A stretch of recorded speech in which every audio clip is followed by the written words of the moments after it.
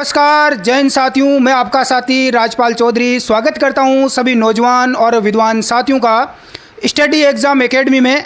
सभी साथी मेरे साथ लाइव जुड़ जाएं। साथियों, आप सभी को पता है कि कल कुचामन सिटी के अंदर गैंगवार हुई थी, जहां पर राजस्थान में आनंदपाल सिंह के बाद में सबसे बड़े हिस्ट्री शीटर, बदमाश और कुख्यात गैंगस्टर इकबाल भाणु के ऊपर कल गैंगवार के अंदर यानी जानलेवा हमला हुआ था, जहां पर इनको काफ़ी चोटें भी लगी थी, गंभीर रूप से घायल भी हुए थे। उसके बाद में सोशल मीडिया के ऊपर बहुत सारी चर्चाएं हमारे सामने निकल कर आ रही है। हम जब भी देखते हैं कि कोई बदमाश होता है, कोई गैंगस्टर है, तो उसकी सोशल मीडिया पर बढ़ा चढ़ा कर बातें बताई जाती है, उसकी छवि को बहुत ज़्यादा ख़राब करने का प्रयास किया जाता है। तो आज हमारे साथ में है इकबाल जी भाणु, जिनसे हम बातचीत करेंगे कि इनके ऊपर जो कल हमला हुआ था, क्या इनके पास भी कोई गैंग थी, सामने कोई गैंग आई थी, गैंगवार हुई, दो गैंगों के बीच में गोलीबारी हुई, या हुआ क्या था, इसका असली रीज़न क्या है, आज हम खुद जानेंगे ताकि हमारे सामने सच्चाई है वो आ सके। सबसे पहले हम इनसे जानते हैं कि कल आपके ऊपर हमला हुआ, तो उसका आपको पहले से पता था या अचानक हमला हुआ, और कौन सी जगह पर हमला हुआ और किस प्रकार से हुआ, कितने लोग थे? सर, सबसे पहले तो मैं आपका धन्यवाद करना चाहूँगा कि आपने मेरा इंटरव्यू लेने के लिए आप मेरे पास आए। और मुझे कल मेरे सामने जो हमला हुआ था, मुझे 1% भी महसूस नहीं था। मैं गाड़ी पे कोई छोटा मोटा गाड़ी का काम करवा रहा था, इतने में पीछे से लोग आके, और 2 जने आए थे तो 10-15 जने, 2 जने आए थे आके सबसे पहले मेरे तलवार की यहाँ सर पे लगी थी, यहाँ ठोकी थी। उसके बाद में मेरे को खतरनाक खून गिरने लगा। अचानक मैं पीछे घूम के देखा, दूसरा वार हो रहा था मेरे ऊपर झूमरे से। अच्छा, मैंने हाथ से डांटा और बीच बचाव करके उसको, मतलब 10-15 जने थे, मैंने धक्का मुक्का मार के उसका सामना किया। इतने में वो लोग 5-6 मार के मेरे भग गए। और बाद में उसके बाद में पुलिस आई, पुलिस आके उसको मेरे को ले गई हॉस्पिटल ले जाके। पुलिस को जैसे वो बदमाश आपके ऊपर उन्होंने हमला किया, हमले के बाद में तलवार से आपके ऊपर हमला हुआ, और उसके बाद में आपने वापस उनका, आपकी गैंग में कितने लोग थे उस समय जिन्होंने आपका बचाव किया? सर, न मेरे कोई गैंग है, न मुझे कोई गैंग से मतलब है। मैं सिर्फ और सिर्फ सिंगल बंदा था और मेरी गाड़ी का काम करवा रहा था। पीछे से आके सबसे पहले मेरे तलवार की ठोकी, उसके बाद में सामने आके मैंने अकेले ने सामने उसका मुकाबला किया। मुकाबला करने के बाद में वो लोग जैसे मैंने धक्का मारा और एक के मारने की कोशिश भी की हाथ से। इतने में भीड़ भड़ा का इकट्ठा हो गया, सामने पुलिस आ गई। पुलिस आने के बाद में मेरे को पुलिस हॉस्पिटल ले गई, मेरे ज़्यादा लगी थी। पुलिस को उस समय किसने कॉल किया था? अब वहाँ से पब्लिक ने किया सर, मुझे इतना पता नहीं किसने किया था।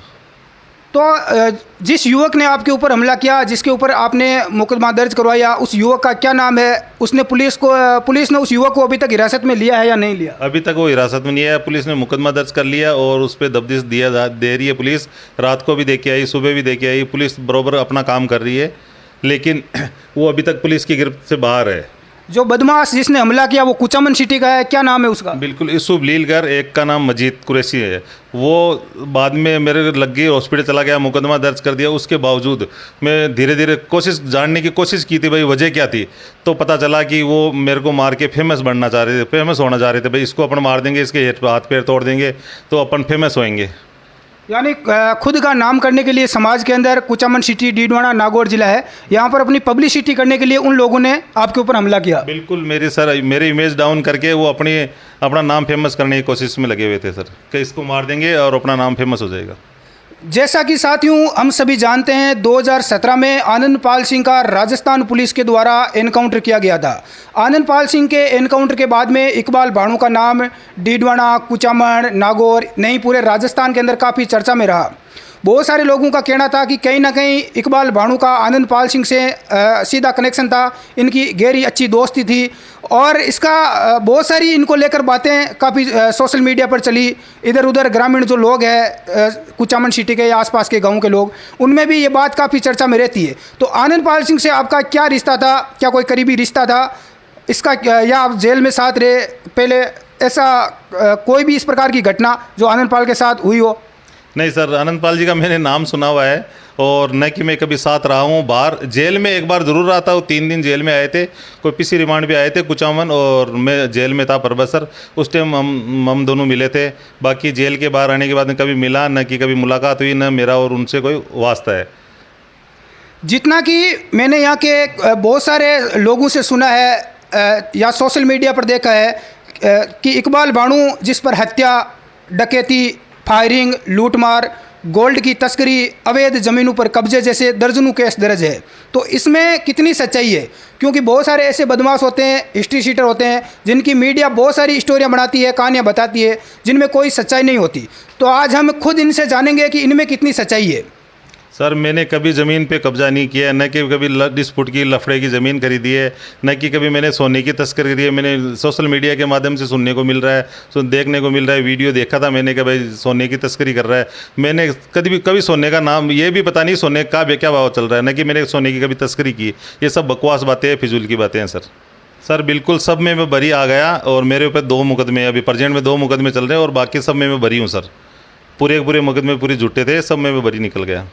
बहुत सारे केस हमारे सामने आते हैं कि पुलिस ने जैसे मान लो कहीं वारदात हुई, मारपीट हुई, तो अन्य लोगों का कि उसमें नाम जोड़ देती है पुलिस पैसे लेने के लिए। तो ऐसी बहुत सारी फर्जी केस दर्ज करवा देती है। तो इसमें कितनी सच्चाई है?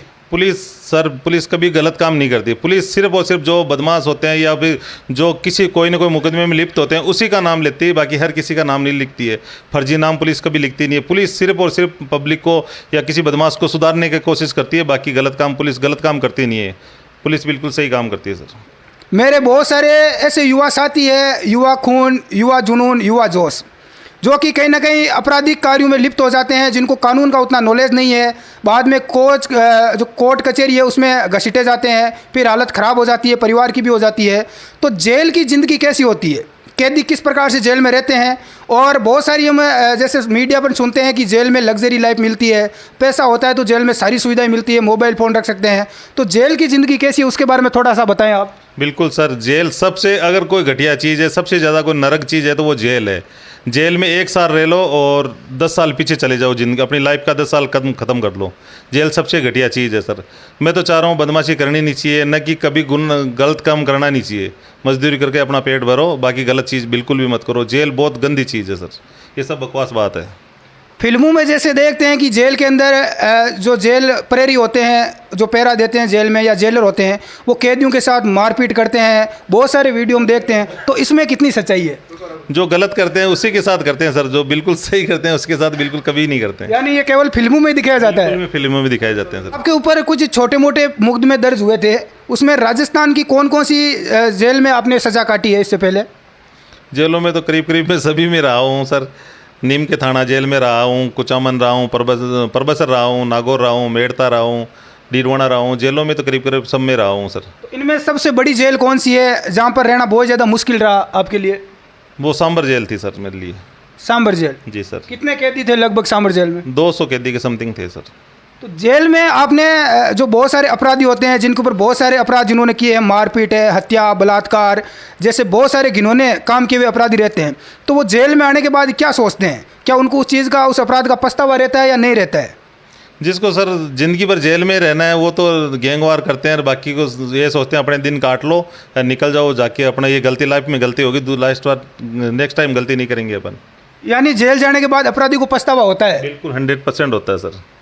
मैंने यहाँ के जो स्थानीय समाज के जो लोग हैं, आसपास के लोग हैं, उनसे सुना है कि जो इकबाल भानू साहब है वो बहुत अच्छे लोग हैं।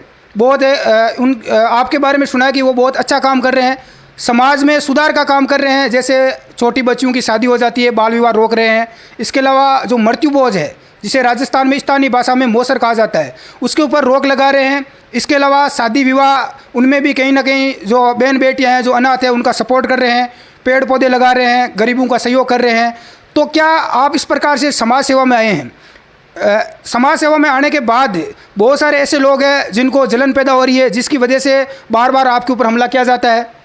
जितना हो सकता है, जितना मैं बच्चों को पढ़ाता भी हूँ, जो हमारे समाज में क्या पिछड़ा समाज है, मैं मेरे पास से मेरे पॉकेट से पैसे लगा के उसको स्कूल की किताबें दिलाता हूँ, पढ़ाता भी हूँ, उसकी फीस वगैरह, ड्रेसेस सबको दिलाता हूँ, और बाल विवाह बिल्कुल रोक रहा हूँ। और मृत्यु भोज मैंने अभी गई साल बंद करवाया था। उसके बाद में अभी जाइल SDM और कुचेरा थाना, उन्होंने अभी 11 में हमारे को मृत्यु भोज किसी पंच लोगों ने प्रेशर में लाके उनका मृत्यु भोज का मिठाई बनवा दी थी मैंने, और SDM जाइल के आदेश पे और कुचेरा थाना जाके अभी हमने बंद करवाया। ये जस्ट कुछ दिनों की बात है, 5-10-15 दिन बीच पहले ही। जैसा कि अभी न्यूज़ में चल रहा है कि 2 गैंग के बीच में गोल्ड की तस्करी को लेकर विवाद हुआ है।